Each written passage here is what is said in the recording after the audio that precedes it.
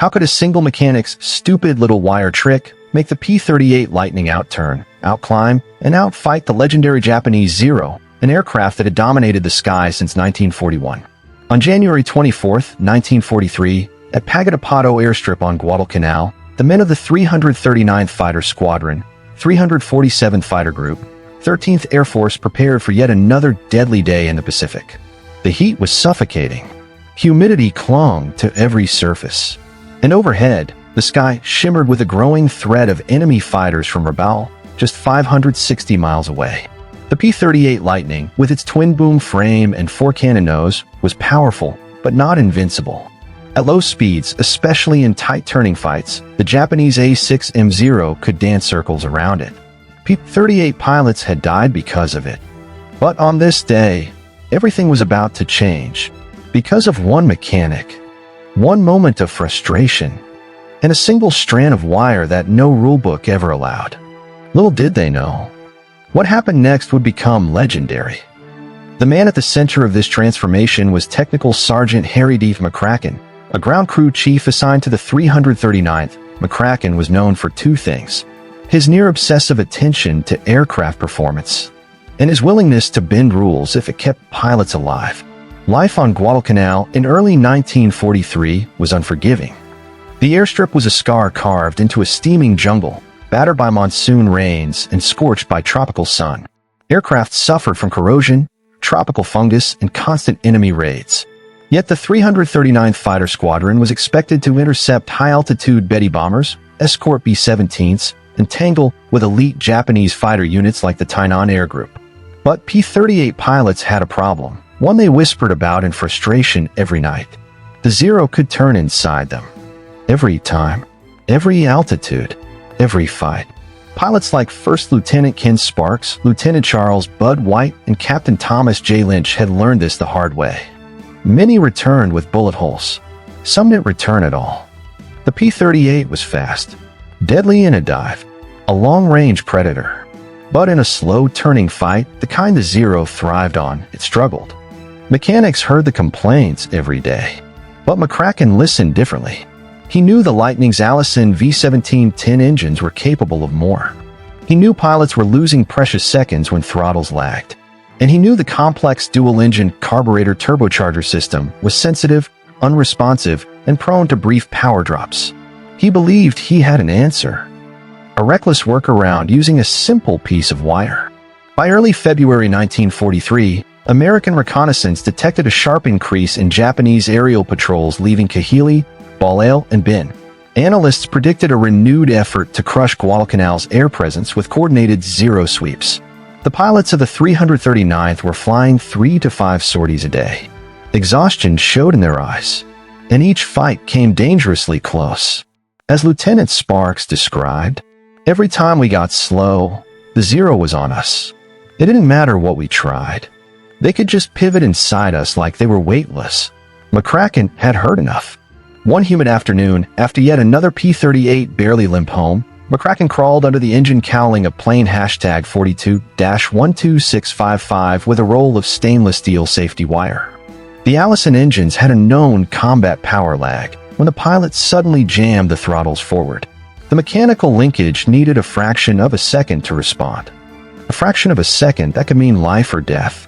But if he wired the wastegate control arm partially forward, forcing the turbocharger to spool harder, sooner, the engine would punch out extra horsepower instantly.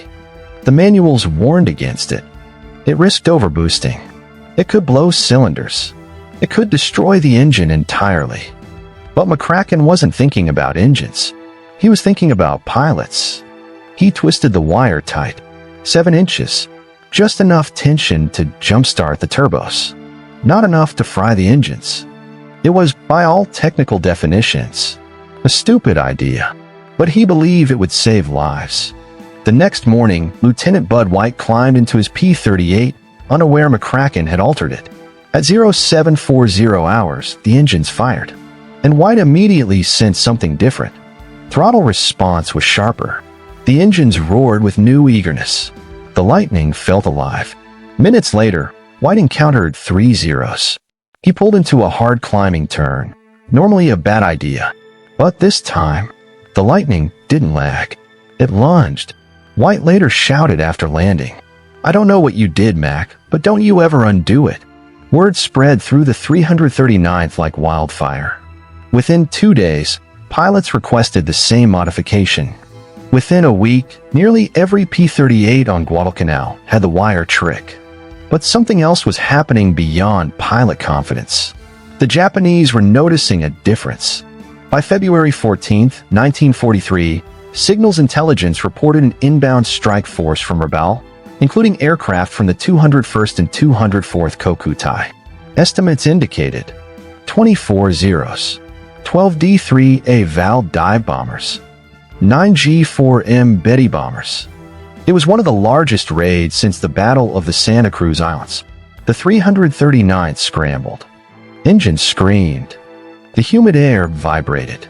And inside each lightning, that thin wire waited. At 0912 hours, the first P-38s of the 339th roared into the sky. Lieutenant Sparks, Captain Lynch, Lieutenant Reed, Light White, 17 lightnings in total. They climbed hard toward 18,000 feet, the sun blazing above them. Then they saw it. A wall of aircraft glittering in the haze. The enemy. At 0928 hours, the formations collided. Sparks led the first dive. The P-38 screamed downward, cannons blazing, scattering the Betty bombers. But the Zeros reacted with terrifying speed, corkscrewing upward to counterattack. For the first time, the American pilots held their breath, waiting to see if the wire trick would hold, or rupture the engines. Light White pulled hard into a vertical turn he normally avoided. A Zero latched onto his tail. The situation was textbook bad, but White slammed the throttle, and the modified turbos kicked like a mule. The lightning burst upward with instantaneous force. White later recalled, "The Zero overshot me. Overshot. That had never happened before." Across the sky, pilots were experiencing the same. The P-38s weren't hesitating. They weren't lagging. They weren't vulnerable in turn fights anymore. They were aggressive, responsive, predatory, and the Zero pilots were stunned. By 0940 hours, the dogfight spiraled into chaos. The Zeros attempted their usual slow-speed scissors, but the P-38s were matching them, even beating them. Lieutenant Sparks shouted over the radio, "These new boosts, whatever they are, keep using them." The fight tilted in the Americans' favor. But this was only the beginning. The Japanese were regrouping for a second strike wave. The 339th was exhausted, low on ammunition, fuel dwindling, and they had no idea that the largest threat of the day was still inbound. At 1016 hours, American radar detected another sweep, bigger than the first. A mixed formation of 18 Zeros, 9 Betty bombers, 6 Vals, heading directly toward Henderson Field. The Lightning pilots had only minutes to refuel and rearm. Many couldn't. Some planes were too damaged. Some engines overheated from the forced boost wire trick. But the mechanics, sweating and frantic, refueled everything they could. McCracken personally inspected each modified wastegate, tightening wire, praying engines would hold. The men were under crushing pressure. Pilots gulped water. Mechanics shouted torque settings. Engines rattled and steamed in the brutal heat. But by 1031 hours, only 9 P-38s were ready. 9 planes against more than 30 enemy aircraft. Yet every pilot climbed into his cockpit without hesitation. Because the wire trick wasn't just a modification anymore. It was hope. The remaining 9 Lightnings thundered into the sky. Their engines screamed under the forced boost. Oil temps spiked. Exhausts glowed. McCracken watched them climb, a knot in his stomach. He knew the engines were overstressed. He knew any of them could fail. But if the pilots didn't go, Guadalcanal would be hit hard. As the P-38s vanished into the bright horizon, one mechanic whispered, "God help them. God help those engines." As the Lightning formation leveled off at 20,000 feet, the radio crackled with a chilling message from Henderson Field. Enemy formation now 40 miles out. 20-plus fighters. Bombers behind them. This is the big one. The pilots tightened their harnesses. Engines roared. Sweat dripped down their brows. They were outnumbered more than 3-1. And if a single engine blew from the wire trick, they dropped from the sky like a stone. The crisis was seconds away. At 1,044 hours, the enemy appeared. A swirling, predatory cloud of Japanese aircraft descending from 23,000 feet. 18 Zeros swept forward in a tight attack wedge, protecting the bombers behind them. Lieutenant Sparks muttered under his breath, "There's too many of them." He was right. The P-38s were climbing into a trap. The enemy had altitude, numbers, and momentum.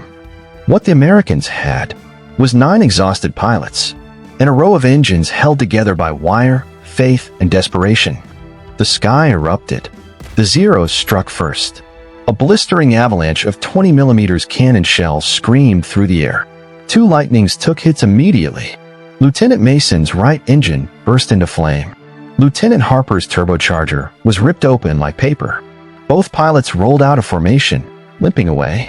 Now only 7 P-38s remained. 0 pilots dove in pairs, performing their deadly high-side assault, a maneuver they perfected since 1941. Before the wire trick, this attack almost always worked. The Lightning would hesitate, lose seconds. But this time, the P-38s answered differently. Captain Tom Lynch spotted 2 Zeros slashing down at light white. White pulled into a climbing left turn, a move that normally spelled death.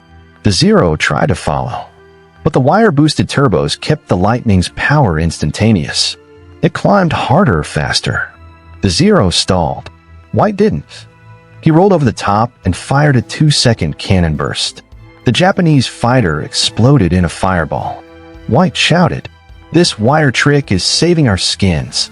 But fuel was bleeding, ammunition was draining, and the Zeros were still coming. Lieutenant Reed, the youngest pilot in the squadron, was surrounded. 3 Zeros tightened around him like wolves. His left engine coughed, overheated from the forced boost. Oil pressure dropped. Reed shouted, "Left engine going. I'm losing it." But before he could finish, a Zero rolled behind him. A perfect kill position. Reed was seconds from death. This was the breaking point. The moment everything seemed lost. And then, a silver streak plunged from the sun. Lieutenant Sparks, the squadron's calmest, most calculated pilot. He'd climbed above the fight, waiting, hunting, and now he struck like a bolt of lightning. Sparks fired a precise burst. His 20mm cannon and .50 caliber gun stitching across the Zero, chasing Reed. The enemy fighter disintegrated in midair. Reed's life was saved by seconds. But Sparks wasn't done. He shoved his throttles forward. The wire trick slammed the turbos open. And he used the P-38's pure speed to break apart the entire Zero formation. It worked. A wedge formed. A crack in the enemy attack. The Lightnings dove through it. Captain Lynch and Light White saw the opening. They rolled in sharply. 2 Zeros turned to meet Lynch. They anticipated he would lag, as every P-38 usually did in tight maneuvering. But the forced boost engines roared. The Lightning snapped inside their turn. The Zero pilots were stunned. Lightning pilots never turned like this. Lynch fired at 200 yards. 1 Zero spiraled down in black smoke. White scored another kill seconds later. The Japanese formation was collapsing. Behind the shattered fighter screen, the 9 remaining G-4M Betty bombers pushed toward Henderson Field. They were dangerously close. Close enough that even one bombing run could devastate the airstrip. Lieutenant Sparks made a split-second decision. We go for the bombers. All of us. Now, it was reckless. It was nearly suicidal. And it was the only chance left. The P-38s dove as one. The Lightnings tore into the bomber formation in a head-on attack. The most dangerous pass a fighter can make. Tracers lanced past cockpits. 20mm rounds hammered against hulls. The bomber's defensive gun spat fire. Lieutenant Reed's canopy shattered. Glass slashed his forehead. But he kept firing. 2 Bettys burst into flames. A third rolled over and plummeted into the sea. The remaining Japanese bombers broke away in panic. The attack on Henderson Field was over. But the fight was not. With their bombers destroyed, the remaining Zeros launched a furious counterattack, a final attempt to avenge their losses. Lieutenant Sparks' engines were overheating. Warning lights flashed. White was down to 60 rounds. Lynch had nearly empty guns. Reed's cockpit was a bloodied haze. And then, 3 Zeros targeted Sparks from above. They dove. Perfect formation. The kind that killed aces. Sparks whispered, "Come on, girl, hold together." He yanked the throttles. The wire screamed against the wastegate arm, and the engines erupted with raw power. The lightning surged upward, unbelievably fast. The Zeros couldn't match it. They overshot. Sparks rolled over them and fired his last cannon burst at 150 yards. Another Zero fell blazing to the sea. That broke the Japanese attack completely. The surviving Zeros fled north, toward Bougainville. The sky fell silent. Of the 9 P-38s that took off, 2 crash-landed. 4 returned, riddled with holes. 1 nearly lost both engines.